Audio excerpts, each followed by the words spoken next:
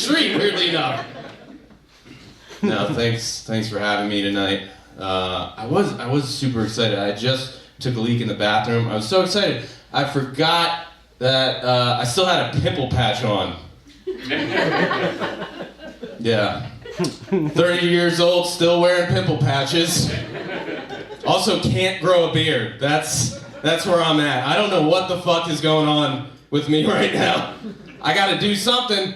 Either start taking testosterone, I don't know.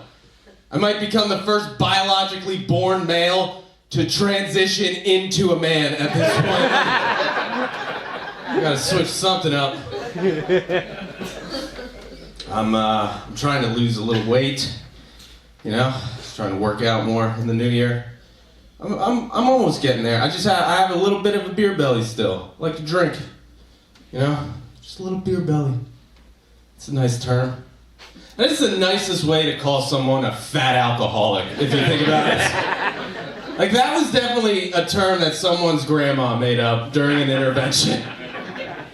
Everybody's in a room, they're like, Greg, you have a problem. And Grandma's like, Greg's just having a good time, you know, with his beer belly of his. There's a fine line between being a fat alcoholic and having a beer belly. And depending on where you are on that line is whether or not you're getting invited to a party. Yeah, that's what's up. Because those are two totally different conversations. You know, you have a beer belly. You know, someone's throwing a party, they're like, honey, Matt's coming over. Let's get a keg. Sounds fun. But if you're a fat alcoholic, that conversation goes a little different. It's a more serious conversation. It's more like, honey, Matt's coming over. We need to take the kids to your mother's. We gotta get them out of here. He might take his dick out. I won't do that in front of you fine people tonight. Now, I'm also trying to lose weight because I am currently planning a wedding. Thank you. You can clap more. It cost me a shit ton of money. I deserve claps for that. I don't care if you laugh at another joke of mine. Clap at that, damn it. No, I did. I proposed in December, and then I thought that was it, and that was my job completed. Not so much, apparently. I don't know. I don't know why. I thought, you know, for months she was just saying, I really want a ring. Give me a ring. Please give me a ring. All my friends have rings, so I got her one. And now she wants me to help. That's not fun. Like, when I was a kid, I begged my mom for months for a PS2, you know? And when she got me it, I didn't bitch at her to play Grand Theft Auto with me. I just went in my room gratefully and did that shit myself like I should have. It's like, you know, I've never cared about floral arrangements for my entire life, and now I gotta give a shit about that? What the fuck do I know about flowers? As a matter of fact, if your future husband cares that much about flowers, maybe that's a red flag. Maybe that should be your concern, you know? That he might fuck one of his groomsmen. Because the flowers aren't in season. She asked me, the other day, she asked me about her bridesmaids' dresses. What am I supposed to do with that? She's like, do you think this color would be good for my bridesmaids? And me, being a dedicated, loyal, committed man, I answered the question like I was trained to. And I said, oh yeah, they're all gonna look fat in those dresses. It's gonna be...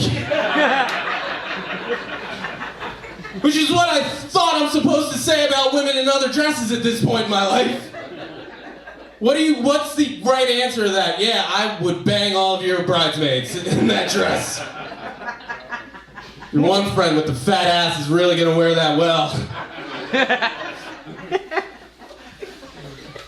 Yeah, but yeah, I am, I guess that's life. I'm, you know, getting older, getting engaged. In my 30s now, you know. Notice, you know, I have different tastes, different interests, you know. Like, I have a different like, enjoyment in films. Like, my tastes in films have changed. Mainly in adult films. That's the main, that's really the main films that I'm talking about in this instance. You know, when I was younger, 20s, I was into crazy shit. Midget bukkakis, fun stuff like that, you know?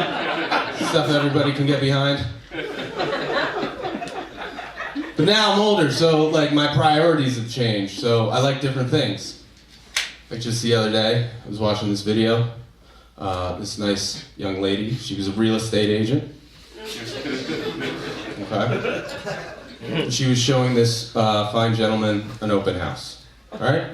So nothing crazy, nothing too exotic or kinky or anything like that.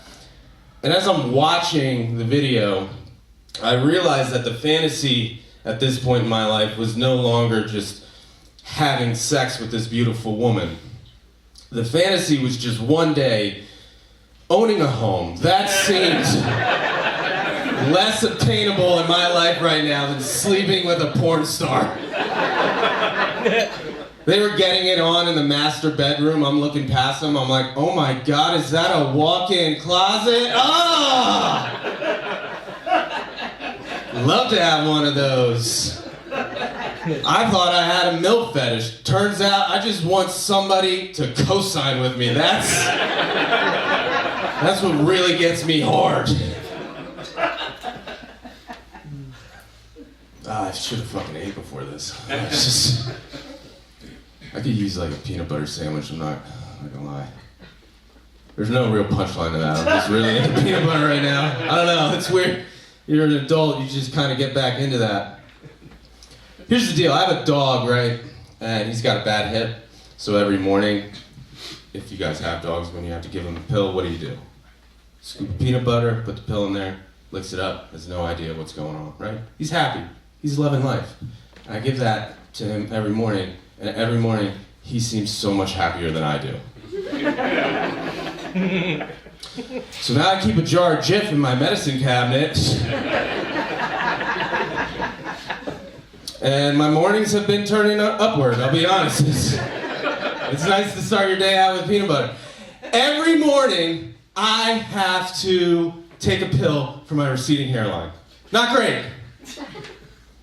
But I put that pill in that spoon, a little bit of peanut butter, I take the pill, I use the leftover peanut butter to style my hair, I look myself in the mirror, I'm like, it's gonna be a great day, baby boy, let's go do this shit.